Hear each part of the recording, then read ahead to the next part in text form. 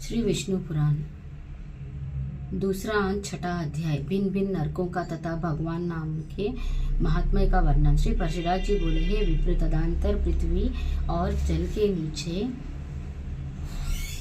नरक है जिनमें पापी लोग गिराए जाते हैं। हे महामुने, उनका विवरण सुनो।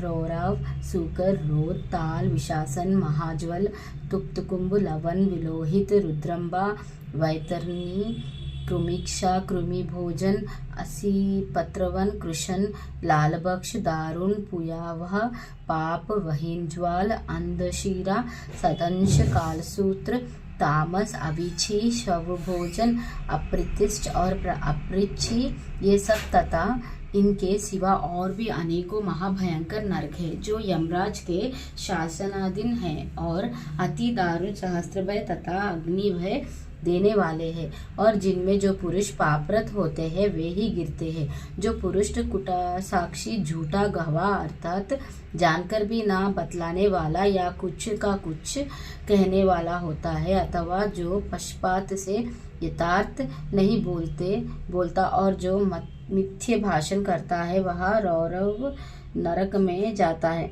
हे मुनिसक्तम, भ्रूण गर्भ नष्ट करने वाले, ग्राम नाशक और गौ हत्यारे लोग रोदक नामक नरक में जाते हैं, जो शाश्वतवासों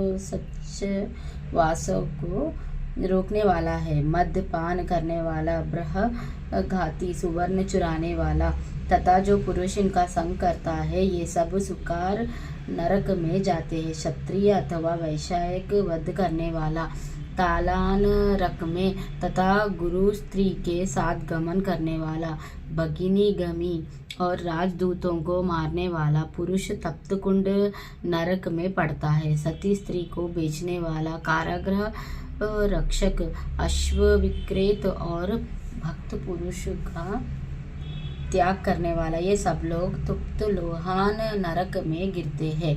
पुत्र वधु और पुत्रिका साथ विषय करने वाला पुरुष महाज्वल नरक में गिराया जाता है, तथा जो नारधाम गुरुजनों का अपमान करने वाला और उनसे दुर्वचन बोलने वाला होता है, तथा जो विधि के निंदा करने वाला, वेद बेचने वाला या अग्मय स्त्री से संभोग करता है।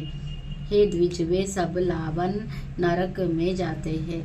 चोर तथा मर्यादा का उल्लंघन करने वाला पुरुष विलोहित नरक में गिरता है। देव, द्विज और पितृगण से द्वेष करने वाला तथा रत्नों को दूषित करने वाला कृमि भक्ष नरक में, और अनिष्ट यज्ञ करने वाला कृमिशन नरक में जाता है। जो नारदम पितृगण, देवगण और अतिथियों के छोड़कर उनसे पहले भोजन कर लेता है, वह अति उग्र लाल भक्ष नरक में पड़ता है। और भान बनाने वाला वेद का नरक में जाता है। जो मनुष्य करनी नामक बाण बनाते हैं और जो खड़ग शास्त्र का बनाने वाले हैं, वे अति दारुण विशास नरक में गिरते हैं। अस्त प्रतिग्रह दोषित उपायों से धन संग्रह करने वाला, अयाजय याजक और नक्षत्र विद्या को ना जानकर भी उसका ढोंग रचने वाला पुरुष अधोमुख नरक में पड़ता है। साहस निष्ठुर कर्म करने वाला पुरुष पूयः वाहन नरक में जाता है, तथा पुत्र मित्रादि के वचन करके अकेले ही स्वधु भोजन करने वाला और लाख मांस रस, तिल तथा लावन अथि बेचने वाला ब्राह्मण भी उसे पुयोभ नरक में गिरता है। हे द्विज श्रेष्ठ, बिलाव, कुक्कुट, दाग, छाग, अश्वा, शूकर तथा पशुओं को जीविका के लिए पालने से भी पुरुष उसी नरक में जाता है। नट या मल्लवृत्ति से रहने वाला, दीवर का कर्म करने वाला, कुंड उत्पत्ति से उत्पन्न सनातन का अन्न खाने वाला, विष देने वाला, चुगलखोर, स्त्री की अस्त्रवृत्ति के आश्रय रहने वाला, धन आदि के लोभ से बिना पर्व के अमावस्या आदि पर्व दिनों का कार्य करने वाला, द्विज घर में आग लगाने वाला, मित्र की हत्या करने वाला, शकुन आदि बताने वाला, ग्राम का पुरोहित तथा सोम मदिरा बेचने वाला, ये सब रोदिरा नरक में गिरते हैं। यज्ञ अथवा ग्रामों को नष्ट करने वाला पुरुष वैतारिणी नरक में जाता है, तथा जो लोग वीर्य पात आदि करने वाले, खेतों की बाढ़ तोड़ने वाले, अपवित्र और छल वृत्ति के आश्रय रहने वाले होते हैं, वे कृष्ण नरक में गिरते हैं। जो वृताहीन वनों को काटता है वह असीपत्र वन नरक में जाता है। मेषोपजीवी, घड़िया और व्यर्थगण वही जावल नरक में गिरते हैं। तथा है द्विज, जो कच्चे घोड़ों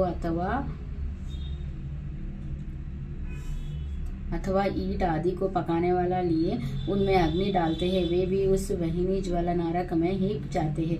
व्रतों को लोप करने वाला तथा अपने आश्रम से पतिति दोनों ही प्रकार के पुरुष संदेश नामक नरकों में गिरते हैं। जिन ब्रह्मचारियों का दिन में तथा सोते समय बुरी भावना से वीर्यपात हो जाता है अथवा जो अपने ही पुत्रों से बढ़ते हैं, वे लोग शव भोजन नरक में गिरते हैं। इस प्रकार ये तथा अन्य सैकड़ों हजारों नरक है जिनमें दुष्कर्मी लोग नाना प्रकार की यातनाएं भोग करते हैं। इन उपयुक्त पापों की समान और भी सहस्त्र पाप कर्म है, उनके फल मनुष्य भिन्न भिन्न नरकों में भोग करते हैं। जो लोग अपने वर्णाश्रम का धर्म के विरोध मन वचन अथवा कर्म से कोई आचरण करते हैं, वे नरक में गिरते हैं।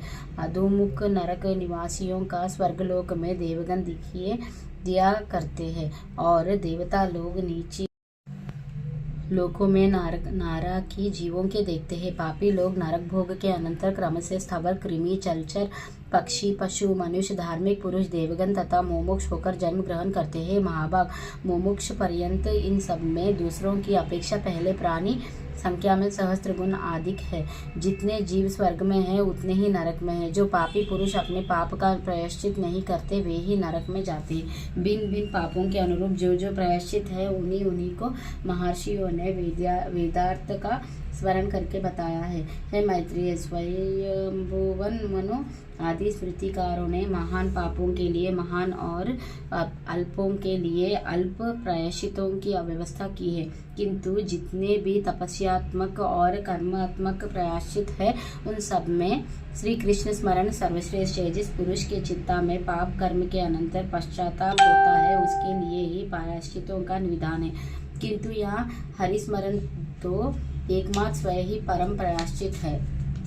प्रातःकाल, सायंकाल, रात्रि में अथवा मध्याह्न में किसी भी समय श्री नारायण का स्मरण करने से पुरुष के समस्त पाप तत्काल क्षीण हो जाते हैं। श्री विष्णु भगवान के स्मरण से समस्त पापी राशि के भस्म हो जाने से पुरुष मोक्ष पद प्राप्त कर लेता है। स्वर्ग लाभ तो उसके लिए विघ्न रूप माना जाता है। मैत्रेय, जिसका चित्त जप, होम और अर्चना आदि करते हुए निरंतर भगवान वासुदेव में लगा रहता है, उसके लिए इंद्रपद आदि फल तो अंतराय विघ्न है। कहाँ तो पूर्ण जन्म के चक्र में डालने वाली स्वर्ग प्राप्ति और कहाँ मोक्ष का सर्वोत्तम बीज वासुदेव नामक जप। इसीलिए हे महामुनि, श्री विष्णु भगवान का अहर्निश स्मरण करने से संपूर्ण पाप क्षीण हो जाने के कारण मनुष्य फिर नरक में नहीं जाता। चित्ता को प्रिय लगाने वाला ही स्वर्ग है और उसके विपरीत अप्रिय लगने वाला ही नरक है। ये द्विजोत्तम, पाप और पुण्य ही का दूसरे नाम नरक और स्वर्ग है। जबकि एक ही वस्तु सुख और दुख तथा ईर्ष्या और कोप का कारण हो जाती है तो उसमें वस्तुत नियति स्वभावत्व ही कहा है, क्योंकि एक ही वस्तु कभी प्रीति की कारण होती है तो कभी दूसरे समय दुखदायिनी हो जाती है, और वही कभी क्रोध की हेतु होती है तो कभी प्रसन्नता देने वाली हो जाती है। अतः कोई भी पदार्थ दुखमय नहीं है और न कोई सुखमय है। ये सुख दुख तो मन के ही विकार है। परमार्थ ज्ञान की ही परब्रह्म है। अविद्याओं की उपाधि से वही बंधन का कारण है। यहाँ संपूर्ण विश्व ज्ञान में ही है, उन ज्ञान से भिन्न और कोई वस्तु नहीं है। हे मैत्रेय, विद्या और अविद्याओं को भी तुम ज्ञान की ही समझो। हे द्विज, इस प्रकार मैंने तुमसे समस्त भूमंडल, संपूर्ण पाताल लोक और नरकों का वर्णन कर दिया। समुद्र, पर्वत, द्वीप, वर्ष और नदियाँ, इन सभी की मैंने संक्षेप से व्याख्या कर दी। अब तुम और क्या सुनना चाहते हो? इस प्रकार श्री विष्णु पुराण के दूसरे अंश में 6वां अध्याय समाप्त। श्री विष्णु भगवान की जय। विष्णु पुराण की जय।